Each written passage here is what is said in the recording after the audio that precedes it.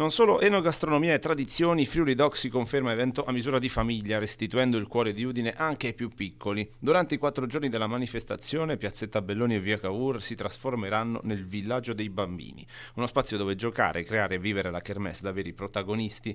Accanto alle attrazioni storiche e amatissime come la celebre piscina di mais e i giochi di legno del Ludobus comunale, l'edizione di quest'anno cala nuovi assi.